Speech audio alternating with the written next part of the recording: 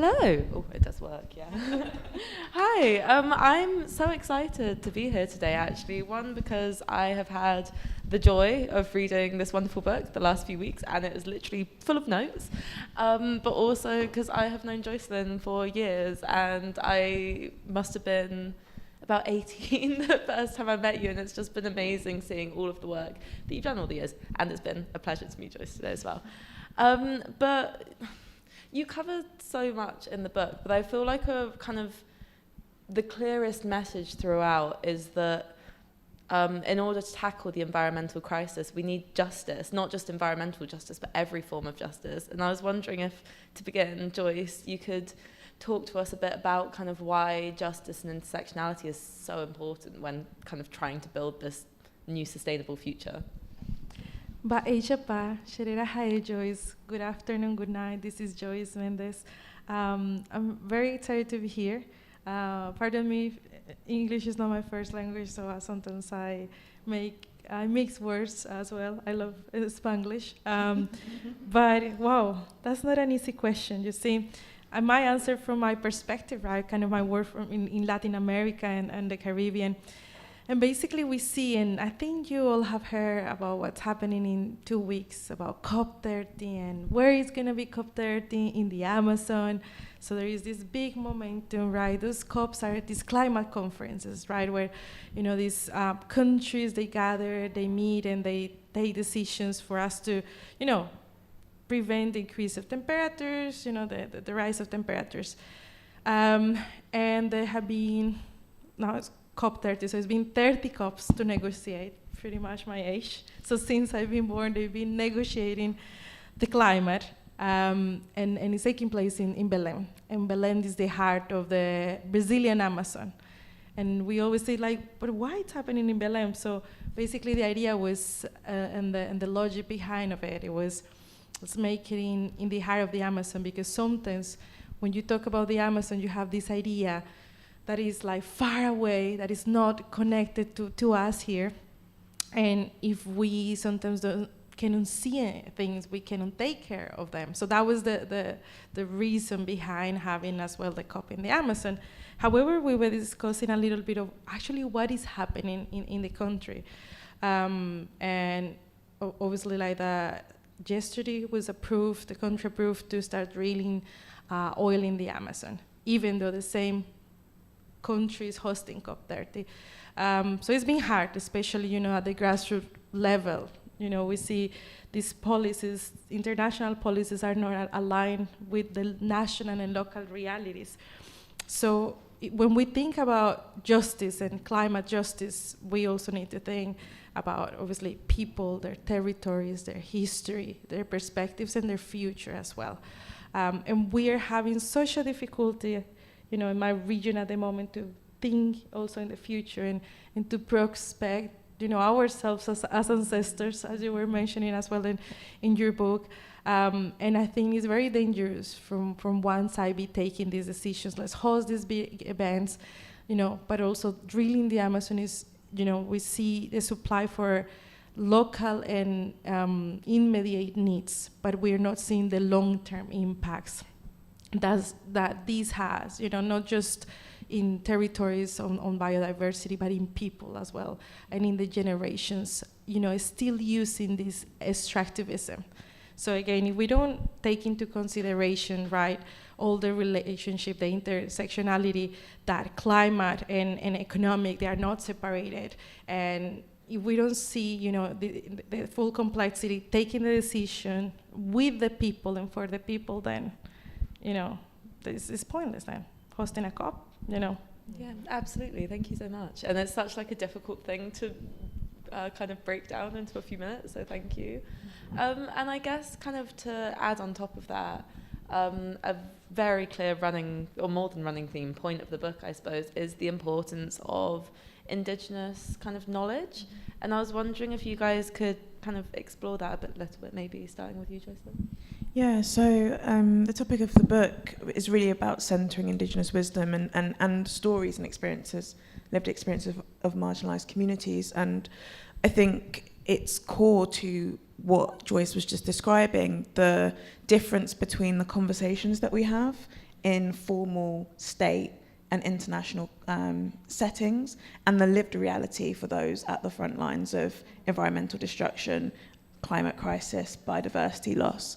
And even in those spaces, and in the UK, say, when we're talking about Indigenous knowledge, it often is spoken about as an abstract thing, as something that is soft, as something that is ancient and stuck in the past, and not as something that is real, tangible, and that is core to our future, and that is being threatened.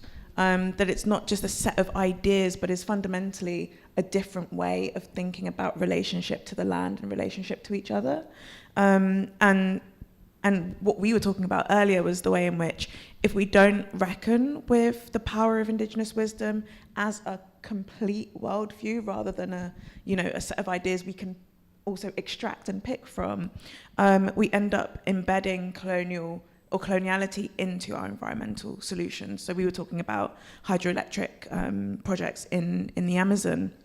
But I think for me it was really important to centre Indigenous stories, centre marginalised stories in the book, to reframe the way that we not only think about resisting systems of extraction, but also how we think about building sustainable futures.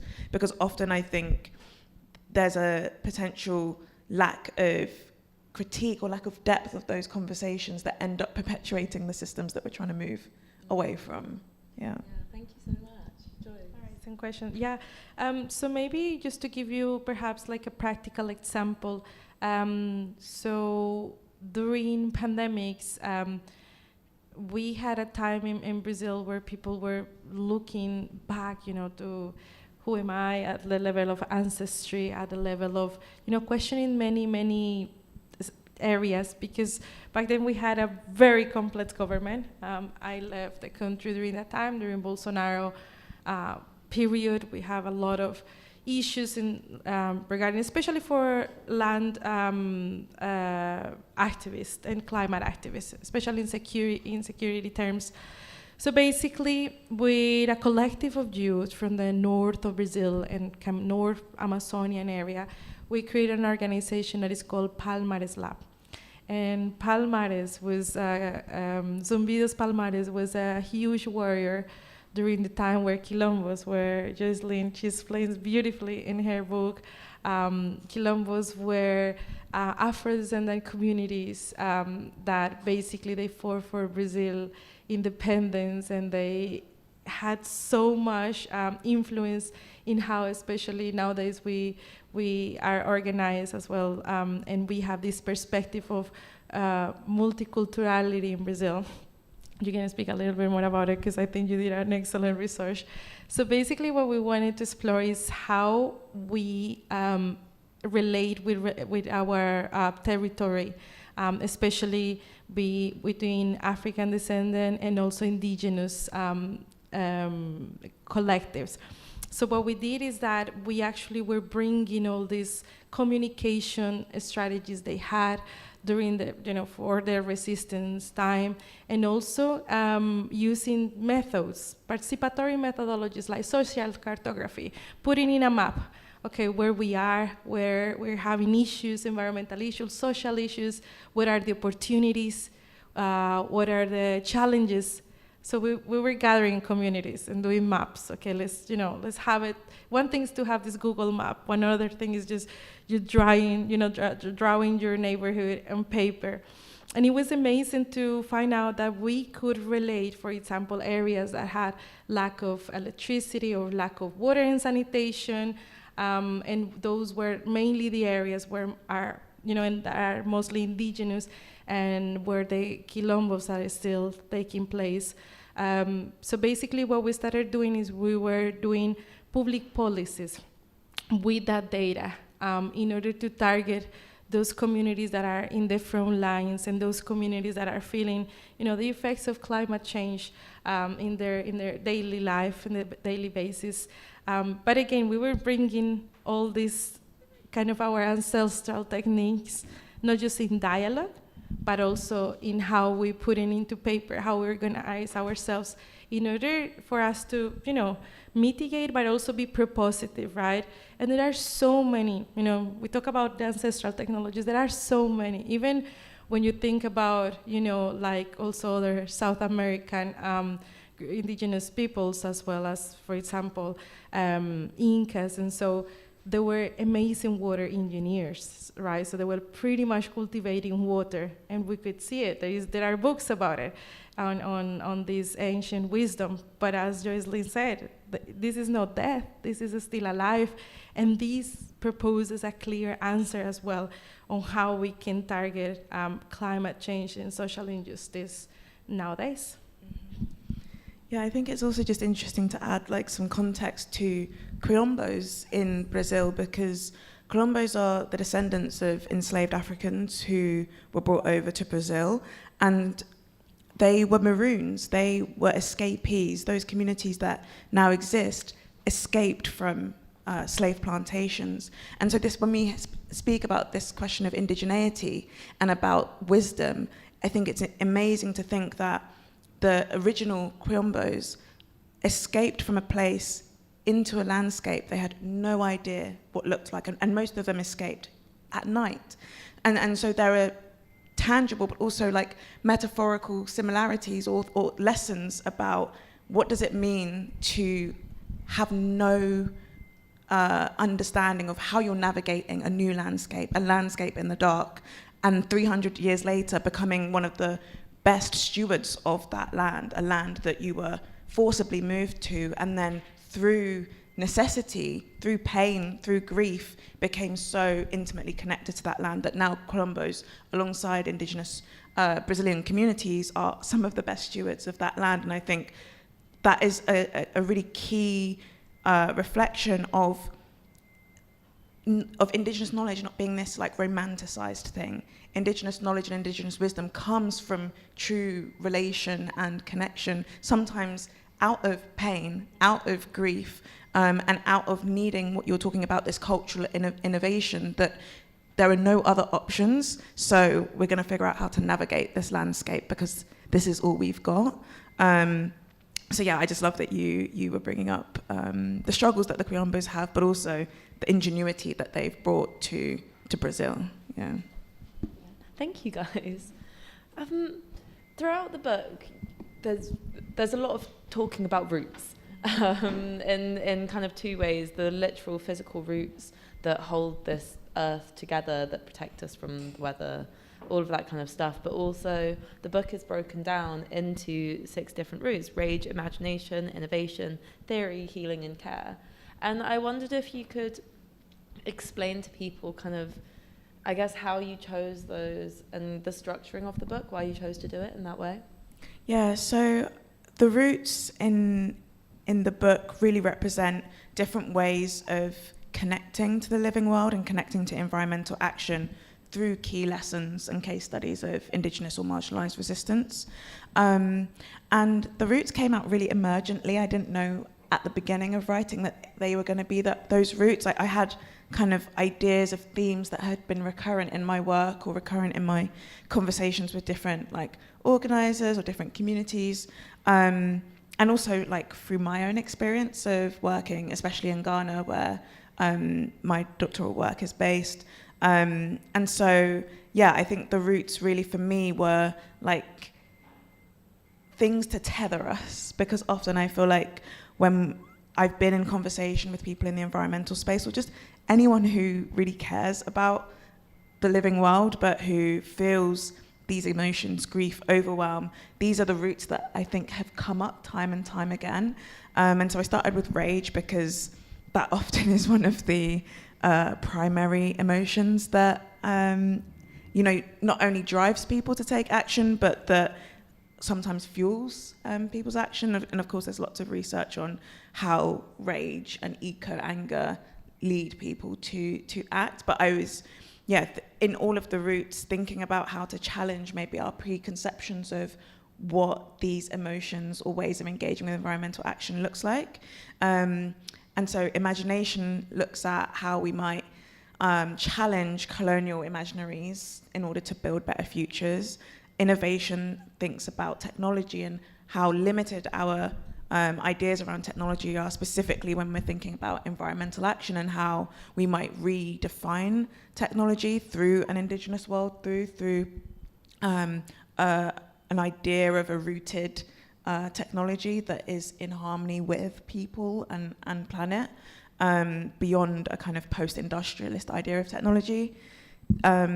And then we have theory, which is all about how we start coalition building across different knowledge systems in order to seed collective liberation. Healing is really about acknowledging the grief that we have. I think a lot of the time in environmental spaces, and more widely, we push that part down, push down the like pure just grief that people are experiencing and that we do experience in the face of loss, and then care, which is really challenging the idea that environmental work is inherently caring, and that there is so much to learn from other movements, especially the disability justice movement, especially working class movements, especially Indigenous communities and marginalised communities, about what real radical like care looks like amidst ecological breakdown. And so yeah, the journey kind of goes from this rage, potentially where we're more used to inhabiting in environmental conversations, all the way to care, which I think, yeah, it gets much more emotional and philosophical as the book goes on. But I think it's also a journey that I've been on. So yeah, hopefully that provides some context. No, I mean, it absolutely took me on a journey as I read, and I think starting with rage actually felt, for me as a reader, amazing, and it was so validating, because I'm so angry all the time, and I feel like it has to be very kind of scientific and factual, and you're not allowed to go, I'm really, really pissed off. And so that was very validating for me. That's why I got involved in the first place. And I was wondering if you could both quickly tell me kind of a moment that rage facilitated some of your work, or kind of getting involved or anything.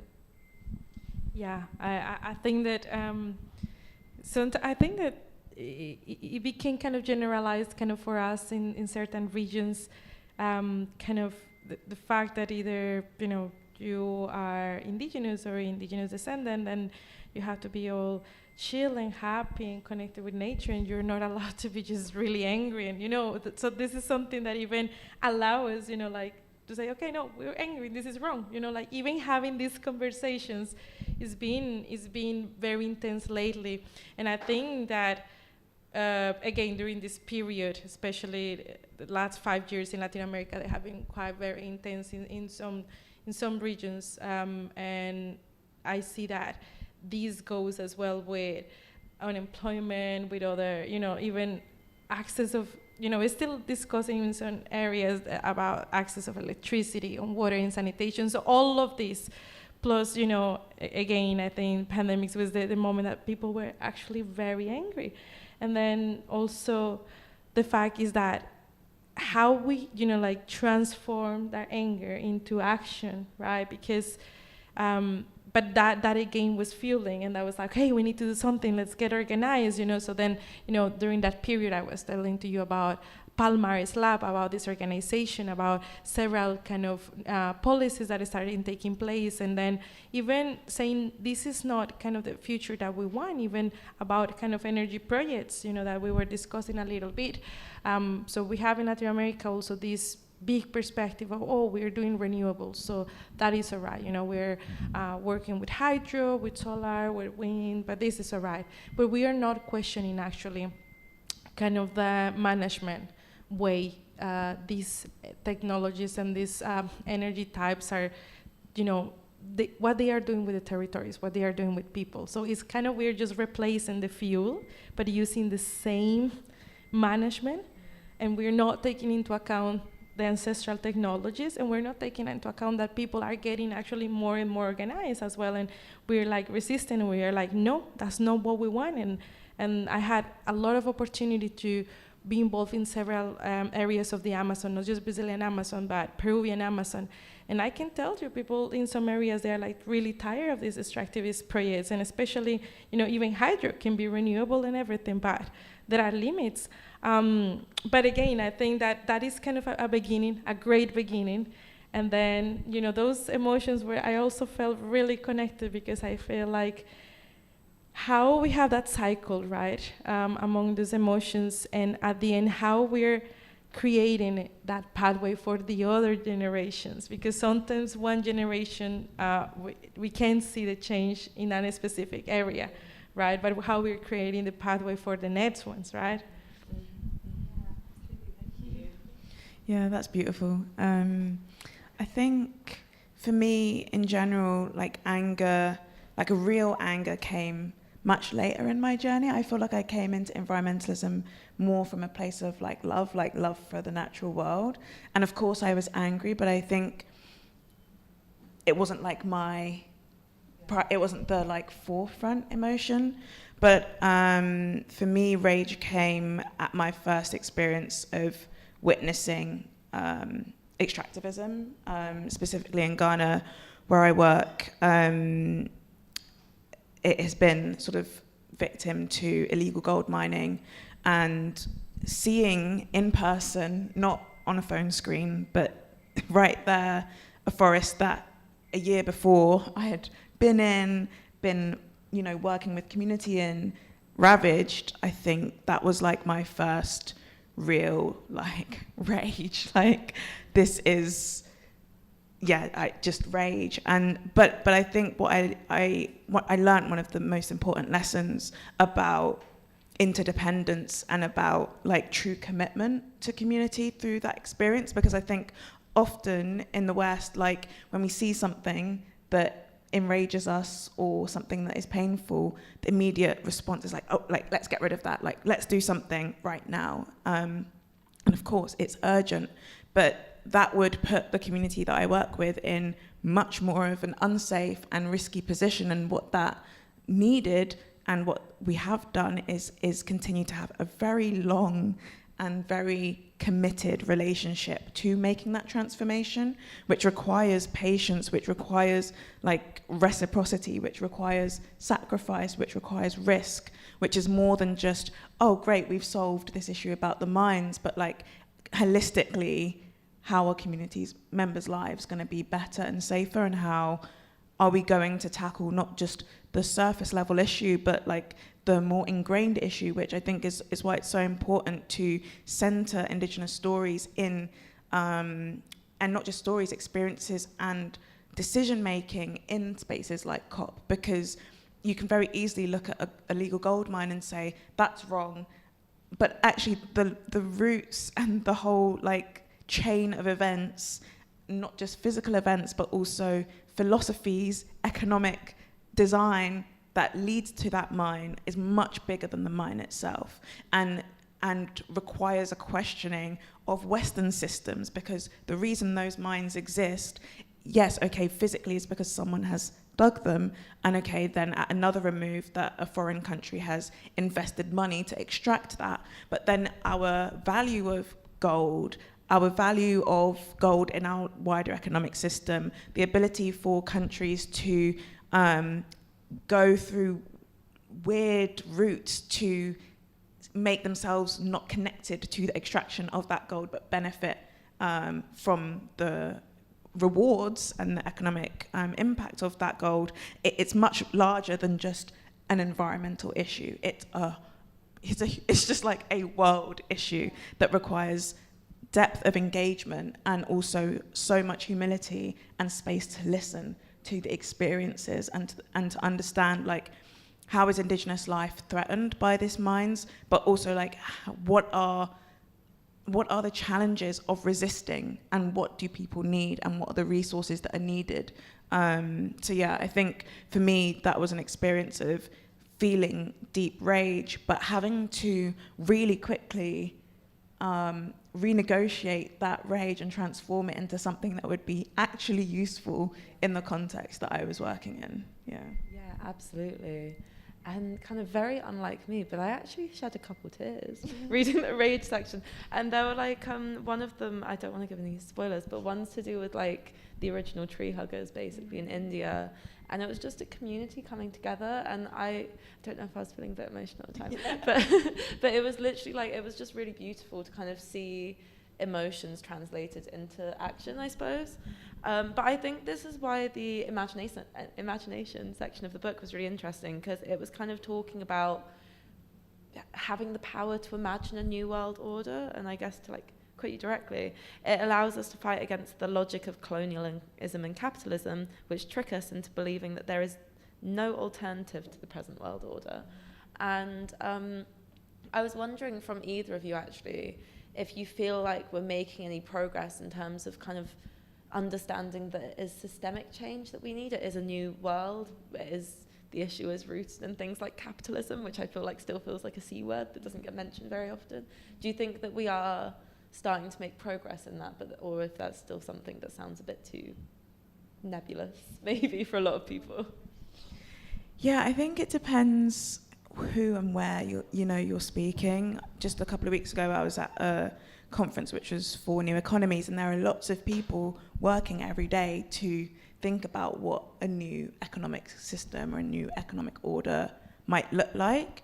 And so I think the limits of people's imagination is different in different spaces. And I think one of the quotes that I shared in the book that has always stuck with me is from an author called Julian Aguon, who's a Guamean human rights defender.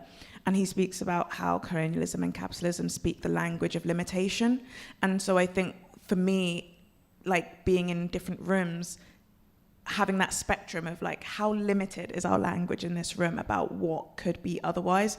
And that's how I guess I would assess how far these questions are coming along. And I think in some spaces, there's a huge amount of imagination going on. There's a huge amount of thought around how things could be otherwise. And then in other spaces, it's like we can only make change within the current restrictions, the current limits that have been set for us. So I think a huge amount more work needs to be done to allow us to step out of, because as soon as you start talking about imagination, it seems very abstract. And then it's this is urgent. We've got to make, we've just got to make do with what we've got. And of course, at things like COP, yes, we have to talk about policies. We have to talk about, laws and binding agreements. But we can hold space for both things at the same time. We can be in spaces where we're talking about the tangible impacts in the short term. But as you said, we have to work in different timescales, and there are timescales of generations. There are timescales where the work that we're doing now, we will never see the effects of, and we have to be able to imagine that far ahead as well. We have to be able to imagine out of those systems. And what was really interesting at this New Economies conference that I was at was we did this future ancestors practice where we had to talk to our future ancestors who lived in a world where we had done all the things, right? We had shifted our economic system, we had shifted our philosophies about what is valued. And, obviously at first, I think for many people it'd feel a bit uncomfortable, talking to a pretend future generation in 1,000 years.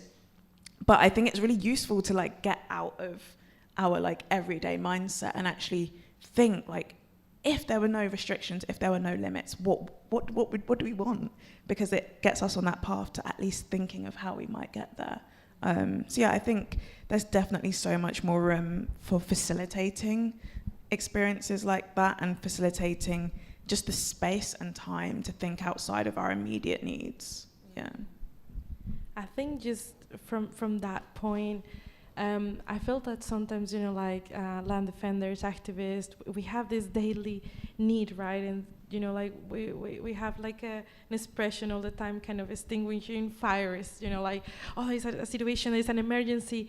But when are we having the time to reimagine? And sometimes it's not even just reimagine, but reconnecting, right? Because several of the kind of the solutions that we see even in the IPCC, in this in the Intergovernmental Panel of Climate Change, they mention obviously indigenous wisdom and technologies. One of them can be also agroforestry, and agroforestry is wow, it's very new. No, it's actually not new, it's ancestral, and it's pretty much utilizing the shade of the different fruits and plants so they can have an association and grow without the competition, of the sunlight. And this is ancient technology that has been there. And even for us, it's also not just reimagining the future, but also reimagining the past with the future. It's like a full temporal and the connection. And something that is being useful, as you were saying, especially when we think about us as ancestors. It's really hard to do that. It's really hard to understand that. People say, no, but I'm not going to have kids. No, this is not independent. It's independently you're going to have kids or not. We are already ancestors. And that is really difficult sometimes to understand. And I actually want to give the audience a question. And it's like, I want to ask you, if we're talking about this part of imagination, it's like, I want to leave you as well with a question on how do you plan, or how are you planning to be a good ancestor? That's something I want to leave you. Like, how are you being a good ancestor? Yeah, and I think that's really beautiful, and it's something that I've been thinking about recently, just from this conference that I went to. This is definitely not my idea, but we were having this workshop facilitated by a Brazilian facilitator, and there were like empty rooms and empty chairs in the room that we were in, and she was like, oh, we need to leave empty chairs in the room for our ancestors to be there. And I've been thinking about how do the things that we say and think change when we think of like our ancestors sitting in these chairs and like witnessing and observing the decisions that we're making, and those could be both future and past ancestors. And I think this is something that is key to, at least in like West African cosmology, like there is no separation between the dead or the unborn and the present. Like they're all part of the community. And I think like we're so disconnected from that in the West, like to be able to like lucidly imagine that our future ancestors, or the future generations and the past ancestors are present with us. So that's also another like just open thing that I've been thinking about, and that might be interesting to think about like as we're on the tube or like in meetings, like, who's with us and what would they think about what we're doing and saying and acting. Yeah. That can be everyone's homework today. I think also, we touched on it a little bit, which is why I was thinking about it, but Joyce, or I guess no, both of you, but obviously there's this trope in Western culture of like, the noble savage, and it's kind of Indigenous people being very separate from modern society with their ancient wisdom and not, and I was wondering, because obviously you've been involved in UN stuff, Joyce, which is very impressive. I was wondering if you could talk a bit about that kind of relationship between Indigenous people and communities and like these big international political organizations like, the UN or COP or whatever. Yeah, so the first time I saw kind of a directly influence in a COP in one of these spaces from Indigenous wisdom was, I think one of the COPs where Fiji was a co-president of COP, and they proposed a methodology that is called the Talanoa Dialogue.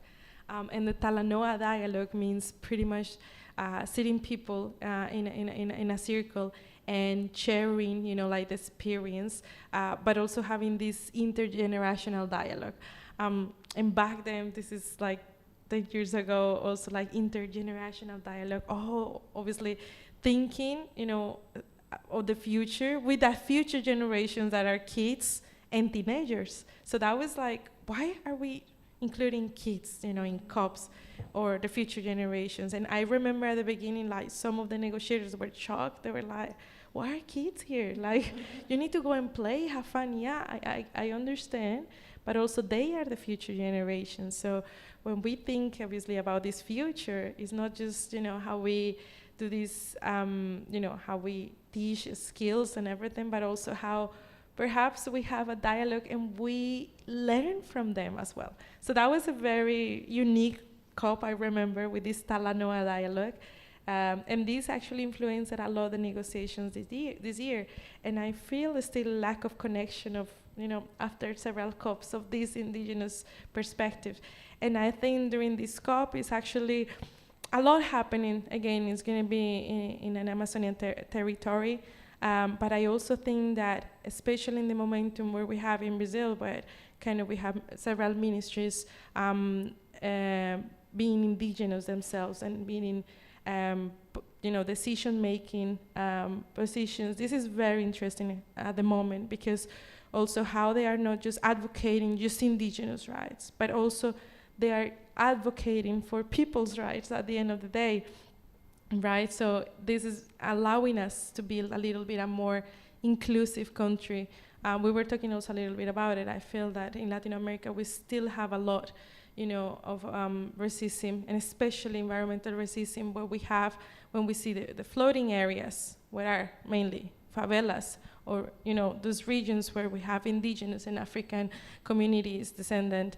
So we still have a long way to go, but I still see, especially in countries like Colombia, Brazil, where this indigenous knowledge is taking place in decision making, right?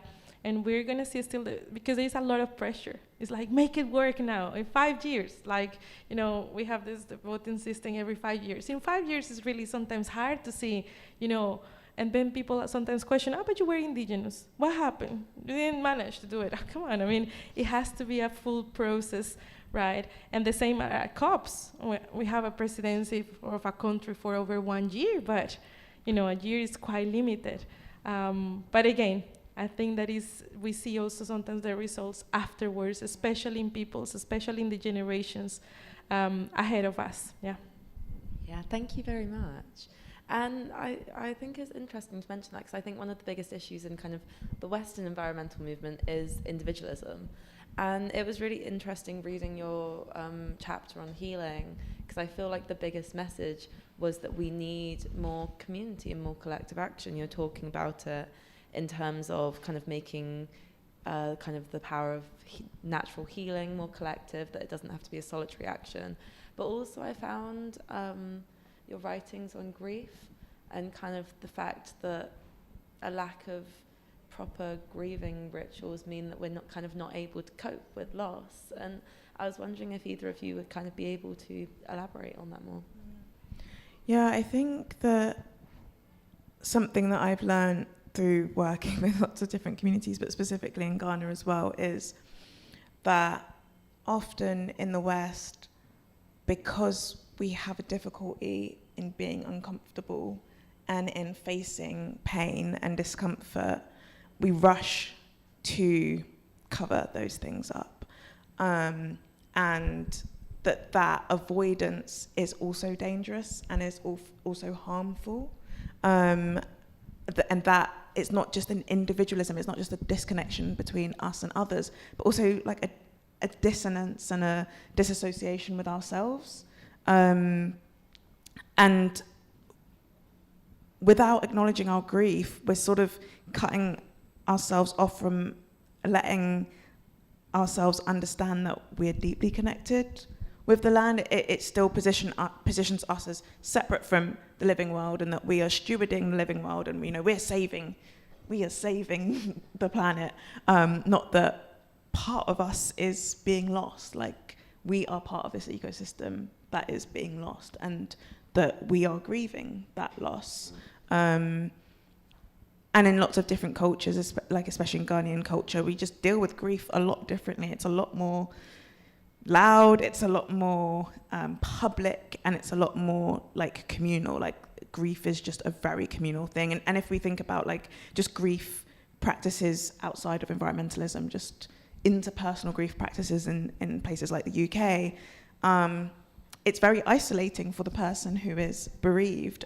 It's very, put that behind closed doors, and then when you're ready to come back out, then rejoin us, rather than it being ritualized as well. Like, I remember watching an interview, and someone was talking about a community in which, like, when a mother gives birth, like, all of the women in the community take some of the blood and go and plant it and come back and then ask her name, because they know that there's been a transition, and reintroduce themselves. And I think that those rituals and an ability to acknowledge, like not to hide or to deny the experiences that people are going through or that we're going through collectively is really important, because it allows us to be honest with each other. And I think there's also a lack of honesty and communication in the environmental space about our emotions. So yeah, and I think it's needed as well. Like often when people do get the space, like last year, me and my friends ran this thing called Earth Church, which was like a non-denominational, non-specific religious space for collective grieving and healing around the environmental crisis. There were atheists there were people who were Muslim, Chinese traditionalists, Christians, like everyone was there. And I think what we got out of that was that just having a space, it was just one day on a Sunday where people were free to not think about organizing or policy or any of these things that they're doing, you know, all week, but actually just to be a being and be a being that's feeling things about what's going on. And I think that also strengthens our movements, because we're not just working with colleagues, we are working with other people that we love and that love the living world as much as we do. So yeah, I think it's hard to talk about building community, but then severing all of the things that really hold community together, which is like shared experience, which is honesty, which is shared emotion, which is being able to actually like hold each other through terrible times. Yeah. Thank you. But just before you go, Joyce, we have about a minute left, so start start cooking up some questions, guys, because we're going to be calling on you in a sec.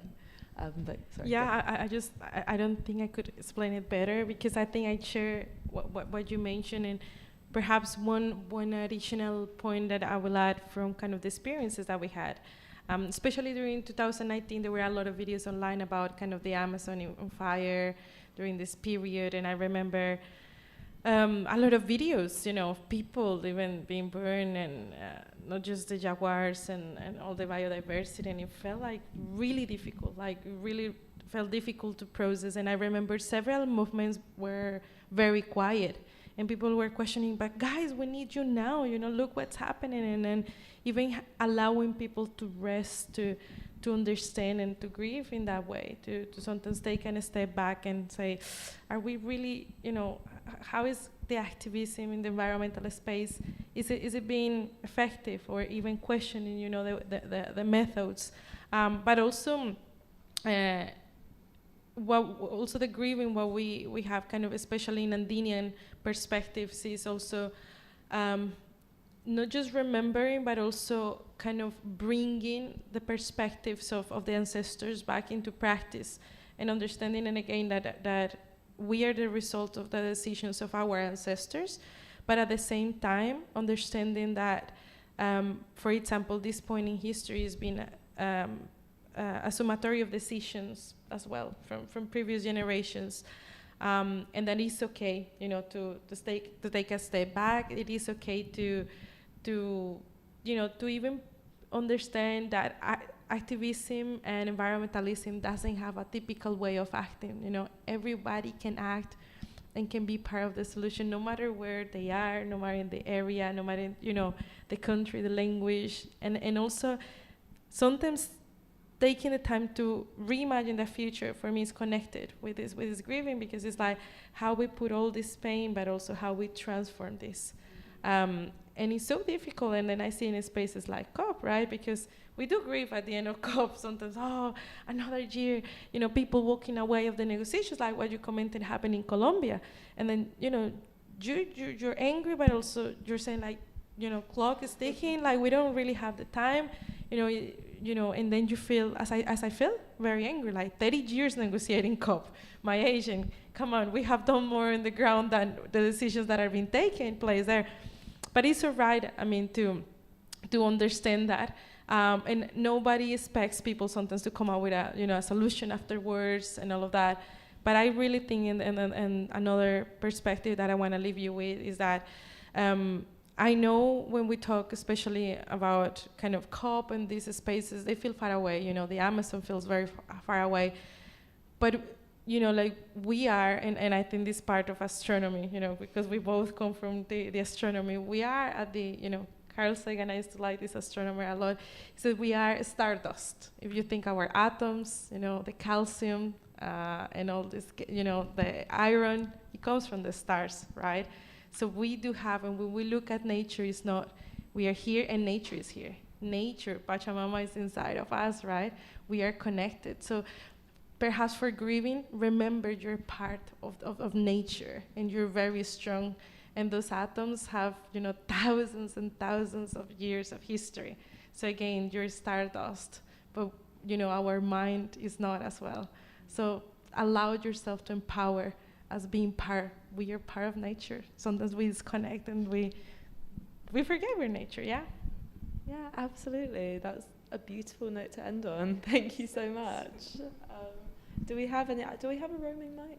Or yeah, do we have any a couple right behind? Oh no, yeah. We can work our way back. Hi everyone. First of all, thank you so much for that discussion. As someone who's about to go to COP30, I'm feeling all of those feelings. And actually it's a reminder that you said, Joycelyn, to just bring the emotion there. It's so easy to just try hide that away, but actually that's the reason we're all doing what we're doing, but thanks. My question is, what is, I guess for both of you, one thing that you wish more people understood about the intersectionality of colonialism and the climate crisis? A lot of people in the environment space just still aren't getting to know, especially in conservation spaces. But yeah, what's one thing that you wish more people understood? Wow, one thing.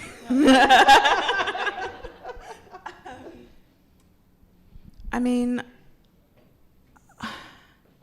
God, yeah, there's more than one thing. I think one is there is an idea that colonialism is something of the past and that it does not continue to work through current methods, and that because something is well-intentioned, it's not colonial, or that even if it is colonial, it's worth it because it's well-intentioned. I think that's a key hindrance, and it's part of this question about grief, is that like there is so much repair that has to happen between environmental movements, conservation, and marginalised communities. In one of the talks that I had on the book tour in Sheffield, we did this, like there were people crying because there were lots of marginalised communities at the Sheffield event and also lots of white environmentalists, and there had been past tensions between those two groups because the marginalised communities had felt that the movement had acted in ways that were actively harmful. And if we don't repair those, if we don't acknowledge, like, okay, there's some grief here, there's been some hurt, even though you were trying to do something good, something bad did come of it. That doesn't mean you are inherently bad. It just means that we have to acknowledge and have active repair before we're able to move together. And I think the same can be said, for the environmental movement more widely, and also specifically in conservation. Like, just because what we're trying to do is good does not mean it's not colonial, does not mean it is not harmful. And I think because there's this idea that, like, I work in conservation, I work in environmentalism, I'm a good person, there's no way I can't be a good person, that avoidance limits us from actually being connected. So yeah, that's succinct, but sorry. Yeah, I completely agree. I think also, to add on to that on a more basic level, I wish more people understood that environmental issues are a form of oppression. They're a continuation of the pattern of colonialism, or even the fact that countries that are struggling to cope with climate change, such as Bangladesh, where my family's from, it can't afford to do that because its wealth has been extracted by colonial powers. The fact that a lot of big corporations that are causing a lot of environmental destruction were actually originally colonial companies, such as Unilever. And I think I just wish people could understand that it's all intertwined. And I think it boils back to, over and over again, the fact that I've kind of started telling people there's no such thing as environmental issues, they're all human issues, because I think there's still, because we have such a dissonance in terms of our relationship with nature, they think it's something over there, and it's not, it's something like right here. Yeah, I think I will just complement the point that obviously colonialism is not something from the past, and we see it in our region, especially kind of, I mentioned in the name of kind of renewable or sustainable, energy projects that are not even benefiting our communities, but are extractive. So let's talk about, let's say, lithium or some, mining, and for whom, is this energy transition? It's not for us. It's for perhaps Europe and some other regions. So it still happen. And it's hard sometimes. It's like, guys, we're repeating the same history 500 years ago, happened to the Americas. Haven't we learned? And it's like, okay, we need to, use collective intelligence and strategize better for us to be able to position ourselves and not to, our land is not on sale, what I'm saying, and to be a little bit, more, I will not say, perhaps, angrier, perhaps, yeah, allow us to be, and to understand that if we don't change the rules now, I don't know when then it will happen, because we have the pressures of climate change, and these projects are being done in the name of, sustainability and all of that. So it is greenwashing. So it will come in the future with other names and other, in other aspects. So if we don't quit colonialism now, I don't know when it's going to happen, especially in the Americas. Yeah. At the back. I think it's another aspect to the same brilliant question before. I mean, I've had the privilege to live amongst Indigenous people in Asia and in Africa. And it's something about hearing from you more about a really learning posture. I'm still worried that, people amongst me going to COP, I mean, people are there and the costumes are lovely and we really ought to listen to them, but we still don't know, or we haven't changed how we speak, how we think and how we do our policies, etc., because we're still doing it from our old mindsets. So maybe a bit more on how do we really learn from people. Yeah, I actually wanted to talk about this when you were mentioning, like bringing children in, or like having Indigenous ways of organising be part of systems. And I think it's, for me, it feels like such a tension to frame as learning from, because it implies that Western methods are still at the centre and that we can sort of pull from elsewhere and bring in. And when you were talking about that, I just thought, like, what would a COP look like if it was just run? Like, if Western people came to a COP that wasn't in the Western, or, for the last 30 years how we've been doing it, but that was run with these methods that you're talking about. Or right now I'm writing about like an African restorative justice process called Palava, which is a way of having dialogue that is very different from a Western approach to having dialogue, and like that requires giving up power, like giving up the power to say, well, this is how we're going to do COP, right, or whatever other like decision-making sphere we're talking about. What would that look like? What would that look like to just say, okay, we're not going to plan it, we'll come, we'll fund it, but we're going to do it how you would do it. And I think that's the issue, is that it sounds nice to say, oh, well, there can be a seat at the table for one person in a traditional dress at COP, but how much are we actually employing? And not just employing and extracting from, but being led, like actively taking a step out of the center seat or out of the leadership seat and being led also. I think that's like the challenge, is that we're still in this kind of extractive phase in terms of Indigenous knowledge, rather than giving up space actively.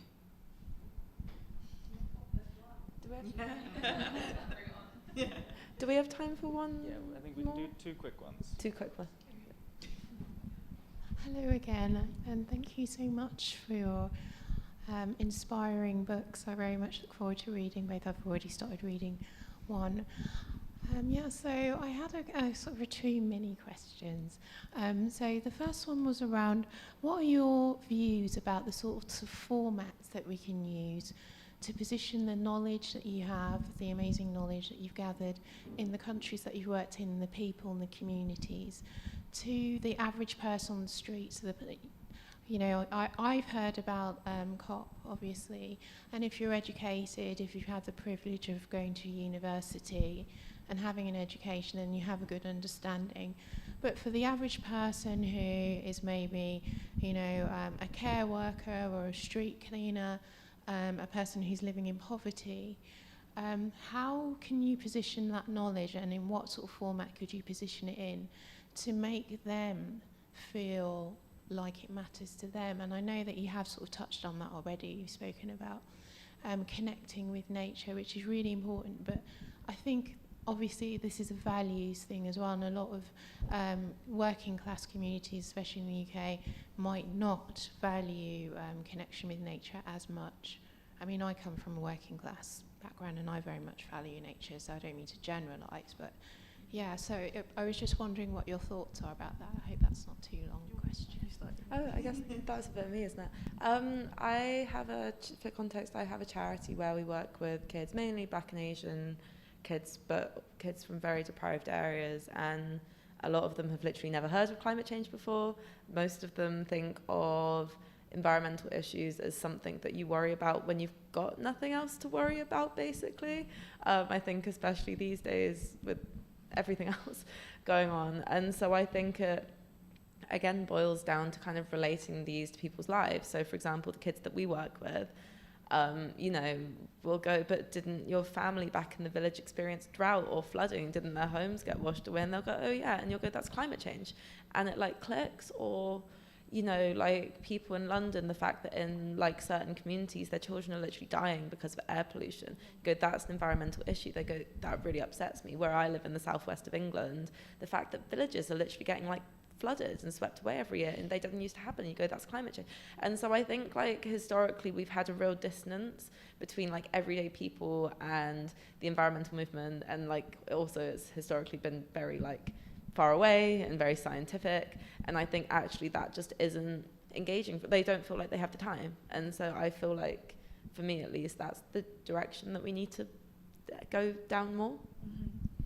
Yeah, I think there's also a big piece there about the way that the environmental space positions itself and aligns with a sort of an elitist attitude, which I think it can never connect. And I think moving into spaces as in like, you don't know enough, I'm going to teach you, I don't know that that resonates, because we all have lived experience, and especially if we're talking about like Black and brown communities, like we have stories, we have culture, we have traditions that it feels like that is a better way to connect to people, is to not, I think sometimes people see the environmental movement as so separate, it's got nothing to do with real life, and I think sometimes that comes across because sometimes the environmental movement has taken out all of the life in environmentalism, right? And we take out the heart and the culture and, you know, connecting to people where they are at. And I think that's a representation thing within the environmental movement, which makes it hard to connect to a 16-year-old person, you know, in central London who, you know, has never gone walking in the peaks. But like, you don't have to go walking in the peaks to know that you love this land or to know that you love your community. And so I think it's like, how do we turn that on its head? Like, how do we connect people, or not just connect people, but like let people tell their own stories about their connection to their communities, their connection to their local areas, and then find ways to show how that intersects with the climate crisis. So often when I think it's really interesting to like be quiet first and to just be curious, like, what is your life like? You know, what interests you? What is of value to you? Okay, and then I'll show you like how that's connected to the environmental movement. Not, here you are lacking knowledge, I'm going to like impart it on you, because, you know, there's so much that we have, like there's so much that the environmental movement has to learn from the experience, the everyday experience of people, and in the way that it allows us to learn more about behavior change, in the way that it allows us to understand like what are the pain points, why are people, like what are people struggling with. And obviously right now we know that there's such a gap that's being filled by far right rhetoric, because that rhetoric is connecting to the pain points that people have and filling those spaces that other movements are not filling with narratives that seem to heal the grief and the pain, the anger that we might not necessarily be connecting to in the environmental movement.